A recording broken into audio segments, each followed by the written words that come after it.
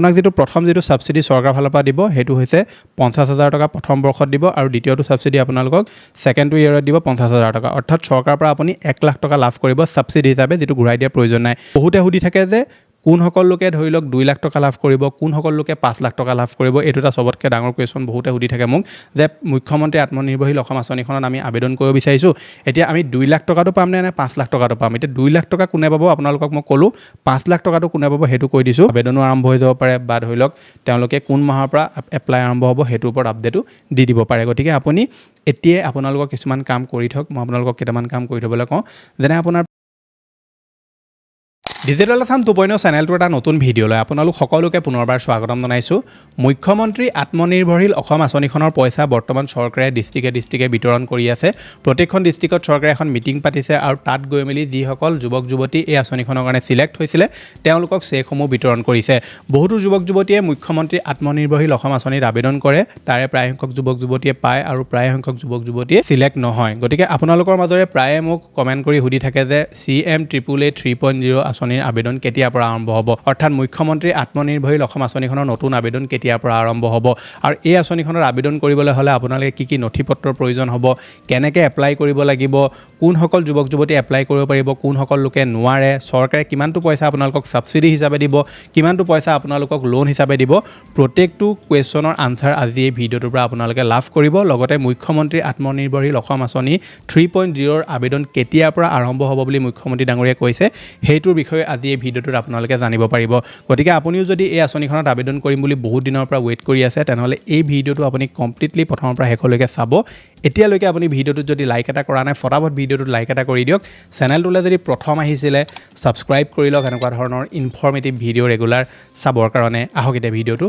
আৰম্ভ কৰোঁ ভিডিঅ'টো আৰম্ভ কৰাৰ আগতে সৰু এটা অনুৰোধ আপুনি যদি এতিয়ালৈকে আমাৰ WhatsApp চেনেলটো জয়েন কৰা নাই যেটো WhatsApp চেনেলত মই বহুত বিলাক সৰু আপডেট দি থাকো লগতে আপুনি আমাৰ WhatsApp চেনেলটো জয়েন কৰি ললে তাত আমি কি কাম কৰো ধৰি লওক এক্সচেঞ্জ কাৰ্ড এপ্লাই হওক বা চাকৰিৰ এপ্লাই হওক বা আধাৰ পেন কাৰ্ড লিংকে হওক আধাৰ বেংক লিংকে হওক যিকোনো ধৰণৰ আপোনালোকে যদি কাম আমাৰ থ্ৰুদি কৰিব বিচাৰে তেনেহলে আমাৰ WhatsApp চেনেলটো জয়েন কৰি লওক তাতে মই সকলোবিলাক নাম্বাৰ আৰু সকলোবিলাক কামৰ ডিটেইলছ দি থোৱা আছে যোনটো কামে আপুনি কৰিব বিচাৰে আমাক নম্বৰত যোগাযোগ কৰিলে আপোনালোকক আমি সেই কামটো কৰি দিবলৈ চেষ্টা কৰিম গতিকে WhatsApp চেনেলটোৰ লিংকটো মই ডেসক্ৰিপচনত দি থৈছো এই ভিডিঅ'টো চাই আপুনি আমাৰ WhatsApp চেনেলটো ফ্ৰীতে জয়েন কৰি ল'ব এতিয়া মুখ্যমন্ত্ৰী আত্মনিৰ্ভৰশীল অসম আঁচনিখনত আবেদন কৰিবলৈ হলে আপোনালোকক কি নথিপত্ৰৰ প্ৰয়োজন হ'ব হেতুৰ বিষয়ে আপোনালোকক প্ৰথমে কৈ দিও তাৰ পৰা এই আঁচনিখনত আবেদন কৰিবলৈ হলে ক্ৰাইটেৰিয়া কি আছে আমি সেই বিষয়ে আলোচনা কৰিম ঠিক আছে এতিয়া এই আঁচনিখনত আবেদন কৰিবলৈ হলে আপোনালোকৰ নথিপত্ৰ হিচাপে প্ৰথমে লাগিব এখন পাছপোৰ্ট সাইজৰ ফটো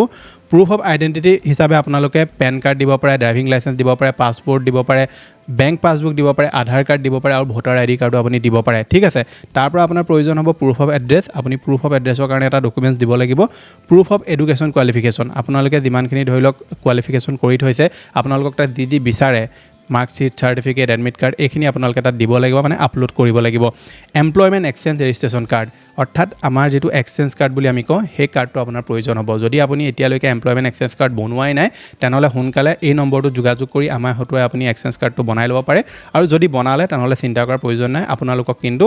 CM888 3.0 ত আবেদন কৰাৰ সময়ত এক্সচেঞ্জ কাৰ্ডটো প্ৰয়োজন হ'ব চৰকাৰে যেতিয়া এই আঁচনিখন প্ৰথম আনিছিলে তেতিয়াৰ পৰাই তেওঁলোকে এক্সচেঞ্জ কাৰ্ডটো বিচাৰিছে আৰু এপ্লাই কৰাৰ সময়ত আপোনালোকে এক্সচেঞ্জ কাৰ্ডটো তাত দিয়াটো বাধ্যতামূলক হয় পিছৰ যেটো নথিপত্ৰ আপোনালোকৰ প্ৰয়োজন হ'ব হেতু হৈছে আপোনাৰ বেংক পাছবুক বা আপোনাৰ এখন কেনসেল চেক এটা বেংক পাছবুক আপোনালোকৰ থাকিবই লাগিব এটা বেংক পাছবুক আপোনালোকৰ সকলোৰে নিশ্চয় আছে গতিকে যেতিয়া আপুনি এপ্লাই কৰিব আপোনালোকৰ বেংক পাছবুকৰ যেটো ফ্ৰন্ট পেজ হয় হেতু আপুনি আপলোড কৰিব লাগিব তাৰ পৰা আপোনালোকৰ প্ৰয়োজন হ'ব পেন কাৰ্ড আপোনালোকৰ পেন কাৰ্ডটো প্ৰয়োজন হ'ব আৰু শেষত আপোনালোকৰ যেটো নথিৰ প্ৰয়োজন হ'ব বা এটা আপোনালোকক ৰিপৰ্টৰ প্ৰয়োজন হ'ব হেতু হৈছে প্ৰজেক্ট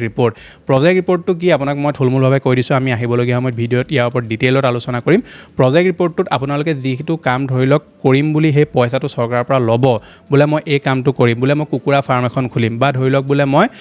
গাহৰি ফাৰ্ম এখন খুলিম বা যিকোনো ধৰণৰ আপোনালোকে কিবা এটা ব্যৱসায় কৰিছে সেই ব্যৱসায়টোৰ সম্পূৰ্ণ ৰিপৰ্টটো যে কিমান পইচা খৰচ হ'ব আপোনাৰ ৰোড মেপ কি হয় আপুনি কেনেকৈ বিজনেছটো আগবঢ়াব প্ৰত্যেকটো বস্তু আপোনালোকে প্ৰজেক্ট ৰিপৰ্টটোত দিব লাগিব প্ৰজেক্ট ৰিপৰ্টৰ ওপৰত মই এক্সট্ৰা ভিডিঅ' এটা লৈ আনিম আপোনালোকে প্ৰজেক্ট ৰিপৰ্টৰ যেটো এক্সাম্পল ফাইল বা ধৰি লওক যেটো এটা তেওঁলোকে ডেমো ফাইল দি থয় হেতু ক'ৰ পৰা ডাউনলোড কৰিব লাগিব হেতুৰ বিষয়ে আমি ভিডিঅ'ত আগলৈ আলোচনা কৰিম গতিকে সেই প্ৰজেক্ট ৰিপৰ্টটো আপুনি যিমান ভালকৈ বনাব সিমান আপোনালোকে এই যিটো পইচা চৰকাৰৰ পৰা পোৱা চান্স বাঢ়ি যাব যদি আপোনালোকে প্ৰজেক্ট ৰিপৰ্টটো উইক বনায় বা তাত যিখিনি ডিটেইলছ দিয়ে সেইখিনি ছেটিছফাই নকৰে তেওঁলোকক তেতিয়া কিন্তু আপোনালোকে এই যিটো পইচা সেই পইচাটো লাভ কৰাৰ চান্স টোটেলি কমি যাব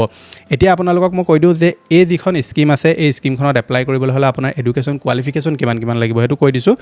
Education qualification, minimum qualification for general categories, matriculate for SC, ST, OBC up to class 10, ITI, Polytechnic, Diploma in other technical courses, postgraduate from recognized university or institute. আপোনাক যেটো প্ৰথম যেটো সাবসিডি সৰকাৰ ফালৰ পৰা দিব হেতু হৈছে 50000 টকা প্ৰথম বৰ্ষত দিব আৰু দ্বিতীয়টো সাবসিডি আপোনালোকক সেকেন্ড ইয়াৰত দিব 50000 টকা অৰ্থাৎ সৰকাৰৰ পৰা আপুনি 1 লাখ টকা লাভ কৰিব সাবসিডি হিচাপে যেটো ঘূৰাই দিয়া প্ৰয়োজন নাই যেটো আপুনি ইন্টাৰেষ্ট ফ্ৰী হিচাপে সৰকাৰৰ পৰা পইচা লাভ কৰিব প্ৰথম ইয়াৰত আপুনি 50000 টকা লাভ কৰিব আৰু সেকেন্ড ইয়াৰত আপুনি 50000 টকা লাভ কৰিব অৰ্থাৎ 2 লাখ টকা আপুনি লাভ কৰিব 1 লাখ টকা সাবসিডি হিচাপে সৰকাৰৰ ফালৰ পৰা পাব আৰু বাকি আপুনি 1 লাখ টকা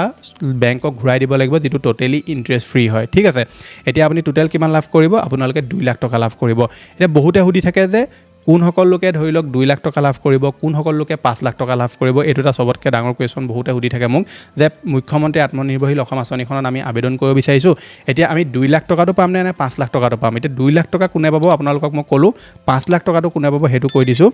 degree holder in professional courses like engineering MBBS BDS veterinary fisheries agriculture CA etcetera যিসকলে ধৰি লওক ডিগ্ৰী হোল্ডাৰ হয় ইন প্ৰফেশনাল কোৰ্ছেছত তেওঁলোকক চৰকাৰে প্ৰথম যেটো বৰ্ষ হয় হেতু তেওঁলোকে দিব 1,25,000 টকা আৰু সেকেন্ডৰ বৰ্ষত দিব 1,25,000 টকা যেটো তেওঁলোকৰ টোটালি চৰকাৰৰ ফালৰ পৰা সাবসিডি থাকিব আৰু নেক্সট ইয়াৰত তেওঁলোকক 1,25,000 টকা চৰকাৰে আকৌ দিব আৰু সেকেন্ড ইয়াৰত আকৌ 1,25,000 টকা দিব অৰ্থাৎ টোটাল তেওঁলোকে 5 লাখ টকা চৰকাৰৰ পৰা লাভ কৰিব অৰ্থাৎ 5 লাখ টকা কোনে লাভ কৰিব আপুনি গম পালে যে যিসকলে ডিগ্ৰী হোল্ড কৰি ৰাখিছে প্ৰফেশনাল কোৰ্ছেছত তেওঁলোকক চৰকাৰে 5 লাখ টকা পৰ্যন্ত দিব এই এতিয়া স্কিমখনত আবেদন কৰিবলৈ হলে আপোনালোকক আৰু কিছুমান ক্ৰাইটেৰিয়া তেওঁলোকে বান্ধি দিছে হেগিটা মই আপোনালোকক কৈ থৈ যাওঁ আৰু আপুনি সেই ক্ৰাইটেৰিয়াসমূহ চাবলৈ হলে CMAAA যেটো অফিচিয়েল ওয়েবসাইট হয় তাত গলে আপোনালোকে এখিনি লাভ কৰিব তেওঁলোকে কিছুমান এজ লিমিটো বান্ধি দিছে যে কোন সকল ধৰি লওক যুৱক যুৱতী এপ্লাই কৰিব পাৰিব কোনটো বয়সৰ যুৱক যুৱতী এপ্লাই কৰিব পাৰিব হেতু মই আপোনালোকক কৈ দিওঁ আপোনালোকক মই ওয়েবসাইটটো তেওঁলোকে আপডেট কৰা নাই খাতিকে ইয়াত 2024 ওলাই আছে আপুনি চাব পাৰে কিন্তু যেতিয়া তেওঁলোকে ওয়েবসাইটটো আপডেট কৰি দিব ইয়াত আপোনালোকৰ 2025 হৈ যাব ঠিক আছে গতিকে আপোনালোকক মই বুজাবৰ কাৰণে এটো 2024 পঢ়িছো আবেদনকাৰী অসমৰ স্থায়ী বাসিন্দা হ'ব লাগিব আৰু 1 এপ্ৰিল 2024 তাৰিখ অনুসৰি 28 বছৰ ওপৰৰ আৰু 45 বছৰ তলৰ হ'ব লাগিব কিন্তু এটো যেতিয়া তেওঁলোকে আপডেট কৰিব তেতিয়া সম্ভৱত 1 এপ্ৰিল 2025 তাৰিখ অনুসৰি যুৱক যুৱতীৰ বয়স যেটো এটো 28 বছৰ ওপৰ হ'ব লাগিব আৰু 45 বছৰ তলৰ হ'ব লাগিব অৰ্থাৎ আপোনালোকৰ বয়স এই আঁচনিখন যেতিয়া এপ্লাই চৰকাৰে আকৌ আৰম্ভ কৰিব আপোনালোকৰ বয়স 28 বছৰ হ'বই লাগিব আৰু আপোনালোকৰ বয়স 45 বছৰতকৈ তলৰ হ'ব লাগিব যদি 45 ৰ ওপৰত হয় 28 ৰ তলত হয় তেনলে আবেদন কৰিব নোৱাৰিব আবেদনকাৰীৰ তলত উল্লেখ কৰা অনুসৰি নিম্নতম